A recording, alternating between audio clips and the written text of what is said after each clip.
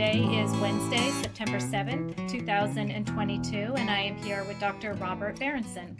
So can you just tell me a little bit about yourself, where you were born, where you grew up, who you grew up with?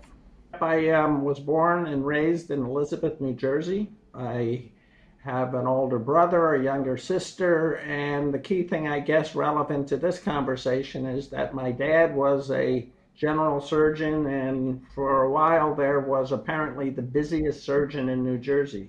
All of his colleagues would go play golf on Wednesday. That meant he had the whole operating room to himself and would do 6 or 7 cases while everybody else was playing golf. And so I grew up in a medical family, and that has affected some of my life choices and what I've done in medicine. Growing up in a medical family, was there any kind of expectation or pressure that you felt to go into medicine? Yeah, it was subtle. It wasn't very overt. And in fact, an important part of and what I want to explain that maybe helps explain my future career choice was that I grew up it was the 60s. There was a lot of social unrest in the 60s. And in fact, my college class graduated in 1968. And in the summer of 1967, the U.S. was on fire. There were riots. There were, literally, Detroit, Newark, many other cities were burning. And I remember having a conversation with my dad because I had generally thought, well, I think I'll go into medicine. It seems like a nice profession. But during that summer, I sort of got, my social consciousness was getting the better of me. And I said, I just don't want to be a doc. I want to go solve problems. I want to be an urban planner or something like that. And he gave me the advice. He said, become a doctor, then you can do whatever you want. And that's exactly what's happened, because I became a doctor and I practiced medicine for 15 years. But then I did what I really wanted to do, which was to get into health policy and not really politics, but in governance. And I was able to do that largely because I had an MD behind my name, and yet had credentials and credibility as having been a practicing physician. I've been asked over the years by people who are deciding what their career wants to be, and they want to become important and say, should I get an MD and then I can go get into government and stuff like that? And I say, you don't get an MD if you don't want to do anything in medicine. So a lot of my policy chops come from the fact that I did practice medicine, and I have an orientation to what it means to be responsible for patient care, et cetera. But it is true, I followed my dad's advice. I became a doc, and then I could do what I wanted through a lot of serendipity. And just before we get there, tell me a bit about where did you end up going to college? What did you study? Did you do pre-med or something completely different? That's also an interesting topic, because I went to, I had gone for 12 years to an all-boys country day school. And I wanted to go somewhere that there were actually girls. I had never talked to a girl in 12 years. And I picked Brandeis. So I went to Brandeis. And like a fool, because I had had some advanced placement courses, including in chemistry, I chose to take organic chemistry with chemistry majors. And that was a disaster. I had no idea what was going on in that class. And there was one examination a take-home examination of all things. Of 100 points, I got a 2. And the amazing thing is that, one, that I didn't deserve the 2. The guy gave me credit for a formula that I didn't really have correct. But a quarter of the class got zeros. So that meant that I was not the worst. And in the end, when he was grading the final exam, which I also didn't do very well in, he included the quarter of the class he had already flunked out the first semester on the curve. And so I snuck in with a C or a C minus, I forget which. And it was only because of that I got into medical school at all. Because if I had flunked organic chemistry, I would have been dead. At the same time, I was editor of the newspaper and a good writer, but I wasn't particularly good at science. And that's one of the things I am absolutely firmly committed to. You don't need to be strong in science to be a good clinician. And in fact, my senior year at Mount Sinai, I was on the admissions committee, and there was this amazing phenomenon which I observed, that students who had straight A's 4.0, that's what it was in those days. If they spent their summer doing something interesting, they were well-rounded. If they were an A minus or a B plus student and did the same thing, the committee in its wisdom said, oh, these people are not interested in medicine because they, I mean, it was just so apparent that of the double standard that was being created. But the idea that you have to go through these science hoops to go to medical school is something that for 50 years I have thought has been a mistake. And my understanding is that Mount Sinai is one of the few places in the country that has a program for students in the humanities to enter medical school. I'm a big fan of that. What I've read about it is that they do just as well, no better, no worse than the other students who got A's and B's in organic chemistry. So I barely got into medical school. I did not get into Mount Sinai. I didn't even apply to Mount Sinai for my first 2 years. I had luckily, at the same time Mount Sinai started its medical school, Rutgers, at that time it was the Rutgers School of Medicine, had started its 2-year medical school. It became a 4-year medical school. So there was a natural transition to do 2 years in New Brunswick and then transfer to a 4-year school. And a number of us went to Mount Sinai for our clinical years. Did you go right from Brandeis to Rutgers to Mount Sinai? Was there any gaps in between? I did. I took my gap after internship when I went into the public health service in Washington and never looked back. I mean, I've been here 50 years. But at that point, I just went through the normal sort of what people do, what people did in those days. And there was also, by the way, a draft. We had a Vietnam War going on, and I have been so lucky in so many ways. It turned out that the year that I graduated and was accepted in medical school, that was a deferment from the draft. The following year, they ended that deferment, and the number that I would have had me definitely drafted. But the 1 year made all the difference, so I sort of slid through in medical school without having to make a decision about going to Canada or doing what some of my peers had to do. Wow. How did you make the decision to go from Rutgers to why Mount Sinai? Well, number one, there seemed to be not a pipeline, but a number of the students had been transferring from Rutgers to Mount Sinai.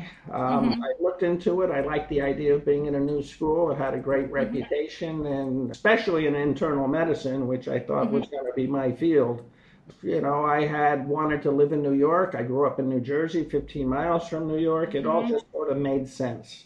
As opposed to other places which didn't typically take a lot of 2-year transfers, Mount Sinai was actively seeking 2-year transfers. So it just made sense. And I also came with a couple of my classmates, so I wasn't going to be the only one. It just all sort of fit together.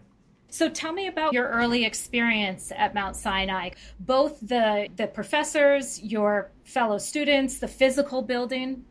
Yeah, well, the physical building was, I probably twice set foot in the basic science building. I mean, that had nothing to do with me. You know, I was in Klingenstein mostly and Elmhurst. And Elmhurst was a major part of the education because it was there that you actually saw real poverty, real ethnic diversity.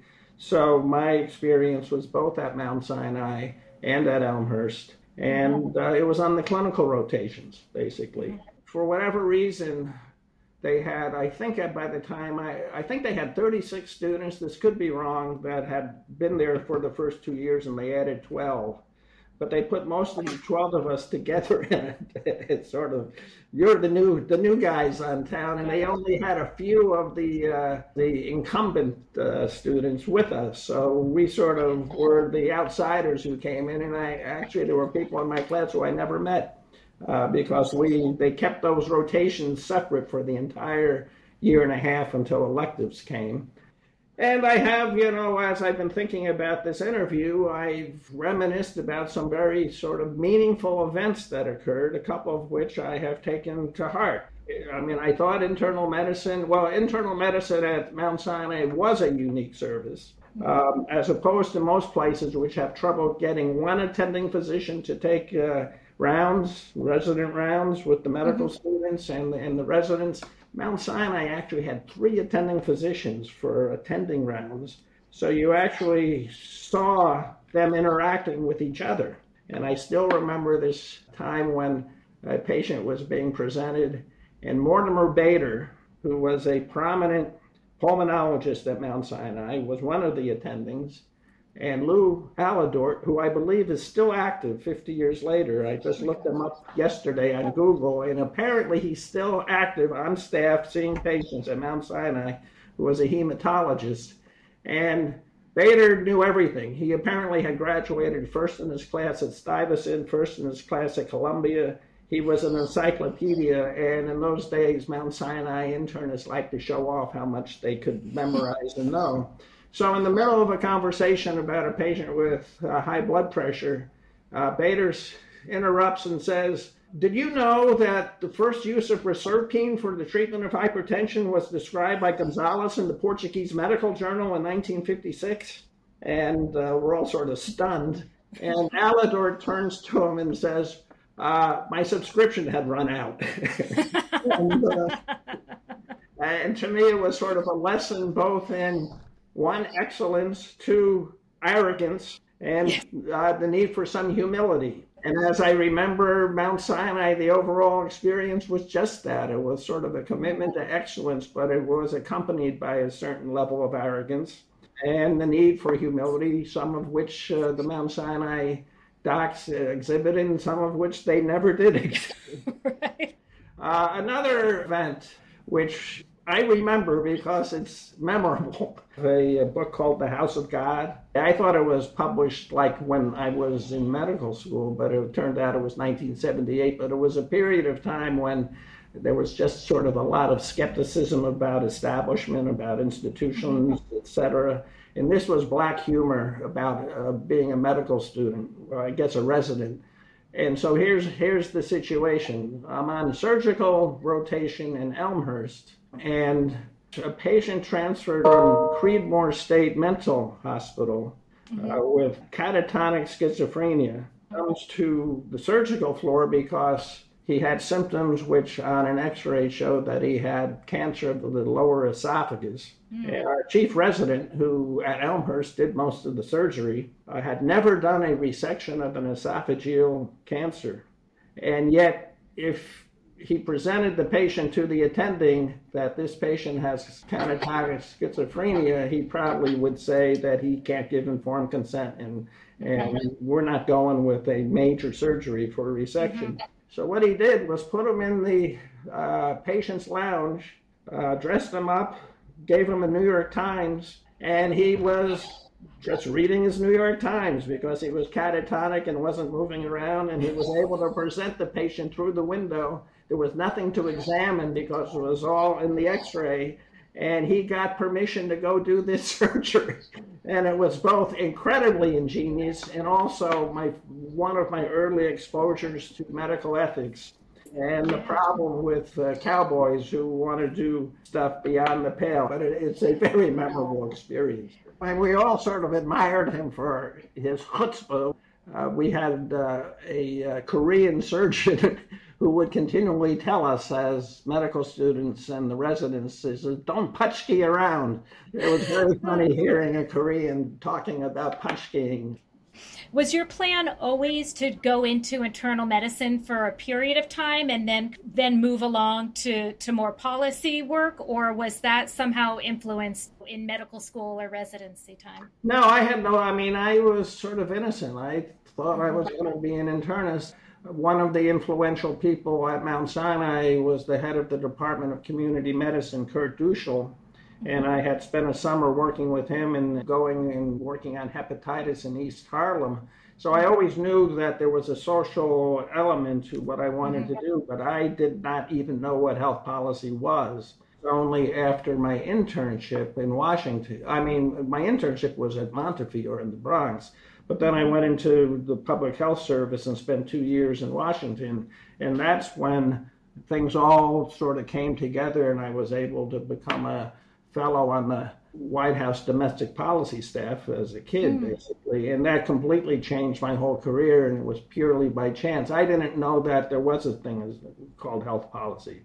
I thought I might do something in the realm of health services research, but from a base of practicing internal medicine, At that point, when I was a student at Mount Sinai, the stuff that you have that become very important a few years later. Do you want to be in an academic track? Do you want to be in private practice? All those things were not important to me. So Mount Sinai was not. It was clinical. It was the orientation. Yeah. And while Duschel was influential with me, it was this impressive group of internists that sort of turned me on and confirmed my decision. It was clear that I wasn't going to become a surgeon. I had witnessed that life, and I wasn't particularly dexterous or anything. So I knew I'd be using my brain more than my hands. Internal medicine just made the most sense, and that got reinforced at Mount Sinai. When you think about somebody new looking at medical school or just thinking about medicine in general as a career, and it seems like often people are kind of geared towards a clinical track. And I'm wondering if you could just speak to your experience doing both and then making the switch to a more macro approach to medicine and what that was like for you. Because I had grown up in a medical family, and by the way, my brother who was 4 years older than me, became a psychiatrist, and I saw what he was going through in medical school as I was making a decision. He went to Einstein. I had this sense that the real world of the clinician ain't what medical school is about.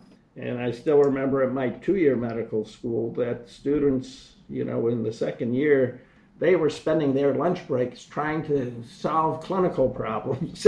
I said, what are you wasting? You don't know how to solve this clinical problem. I mean, I was much more sort of nonchalant about what we were getting into, probably because I came from a medical family. I guess if I had some sort of thoughts, it would be take it one step at a time. If you do get an MD, and if you do pretty well and get good recommendations, good references, you can do whatever you want, and you're not sure what that's going to be. One of my classmates at Mount Sinai was either going to be a pediatrician or an orthopedic surgeon. How could you possibly have those two things as alternatives? He wound up becoming a major cholesterol expert, an endocrinologist. So I don't know. I think you're young. You're young when you're in medical school. The grind is enough that you shouldn't be thinking largely about career choices at that point, and you'll find out what fits. Clearly, the faculty can be very influential in that, who you admire, who you might work on, but I don't think you plan all of that stuff, I guess is what I would say. Tell me a little bit about your experience as a doctor in a political setting. Mostly, it's internal. Once you're sort of at meetings in Washington with lots of really smart people. No, everybody's got great credentials, whether they went to law school or they're economists, and there's only a handful of docs. It doesn't matter what your credentials are. Internally, in terms of your judgment and perception of the issues, having been a doctor is informative. You sort of have a different sensibility about the direction of policy. But I mean, I'm reminded that I had spent 3.5 years working on the Carter White House domestic policy staff, doing health policy, and one of the more interesting things in my career was being one of the couple of people in charge of boycotting the Olympics in Moscow. That was an interesting experience, but I was functioning just as a staffer. And near the end, when Carter lost to Reagan and people were trying to make their decisions about where they were going to go with their career, I got approached by law firms wanting to know if I wanted to have a job with them. And I'd say, but I'm not a lawyer. And they'd say, you're not a lawyer? And I say, no, I'm a doctor, actually. And that's when I had to make a decision. Do I just want to become a lobbyist, which a lot of these people will become? And I said, no, I'm going to go practice medicine. And that's what I trained to do. So I viewed it as an interlude, and I went and started a practice, and it was a very successful practice. And it was only when, on the side, I continued, because I had met a lot of people who were on the White House staff, including some sort of prominent Democratic staffers, and it was only when Bill Clinton won and they were setting up the Hillary Clinton task force for healthcare reform that somebody called me and said, would you like to participate in this? And I became one of the 2 practicing physicians on the 500-member task force. And that's when I gracefully exited my practice. I enjoyed my practice, but I never could make it financially in practice because I spent too much time with my patients. One of the flaws in the payment system is one of the reasons that my leading issue that I've worked on for the last 30 years is payment reform, because it encourages all the wrong stuff. It encourages procedures and tests and not time with patients. But I could never make it financially, so to some extent, this was a graceful way out to do what I really wanted to do. I found that I was very good at policy, and I was a fine doctor, but I wasn't unusually fine. As a policy person, as a doctor, I actually think I had a nice niche in Washington. Yeah. I have continued to fill for the last 30 years or so.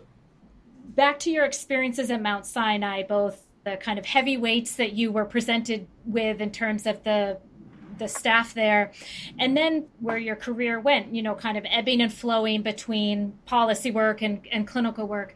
Thinking of all that, can you complete this sentence? Because of Mount Sinai, Because of Mount Sinai, I was able to have a very fulfilling career that I otherwise would not have had. Medical school is not necessarily the place where you distinguish yourself. I mean, the grind of medical school is enough. The 24/7 responsibilities, et cetera, are such that I think the decision is made on personal factors. Where do you want to live? Where does your family live? If you have a spouse, what does the spouse have a job? Those are the factors. In my case, Mount Sinai just worked. It worked because it was near my family. I had grown fond of Manhattan. There was a natural progression from my 2-year school to Mount Sinai. But if I had gone to NYU or Columbia, would my life be any different? I'm not sure it would have been. So basically, it is to give you a grounding in medical education and to allow you to move on to the next step. Mount Sinai allowed me to pursue various parts of my personality and my intellectual interests. And I mean, as I've mentioned, I was both attracted to the Department of Community Medicine, but I was also attracted to the high-powered internists. And it was a fine place to get a medical education, but I wouldn't say it was a decisive decision in my life that has affected what I wound up doing. I mean, you've already spoken to it, but I'm just going to ask it directly. Any wisdom that you would pass along to new prospective medical students? Do what you need to come out of it non-jaded. I mean, part of what I talked about earlier, the house of God notion, is that medical school and medical residency can be very dehumanizing. It's gotten better because they have some limitations on hours worked without sleep, things like that. But there's still an element of separating yourself, wearing white coats, being in the hallway, talking about patients. I mean, I experienced this recently with a family member. The whole thing hasn't changed in 50 years. Students, the residents, and the attendings are out there in white coats, speaking loudly, talking about the patient, and not coming in and actually engaging with the patient. And this sort of otherworldly, we're sort of elite and don't have to be human, is a real problem. And Mount Sinai was a place where that could foster that attitude, because of this sense that we are the best and the brightest also goes along with arrogance and dehumanization to a significant extent. And there's huge variations as to how individuals deal with that, and just maintain your humanity. Anything else, just before we wrap up, anything else that we didn't cover that you want to make sure to capture? I have 2 very quick anecdotes, sort of interesting, about the days of the giants. One was I was in the summer between my 2nd and 3rd years doing a project on hepatitis, and my mentor was a Mount Sinai gastroenterologist. And so one thing about Mount Sinai is that there was the public side and then the private pavilions. He actually took me to the private side, which was a rare event, and I'd actually go see private patients. And actually, I just thought of another sort of anecdote about that. He wanted me to draw blood on one of the patients. I was a 3rd-year medical student, And the patient says to me, "You're not an intern, are you?" And I'd say, "No, I'm not an intern." And so I sort of vaguely drew the, but the more important thing that I was going to say is that in the elevator, he said hello to a very tiny 80-ish-year-old physician.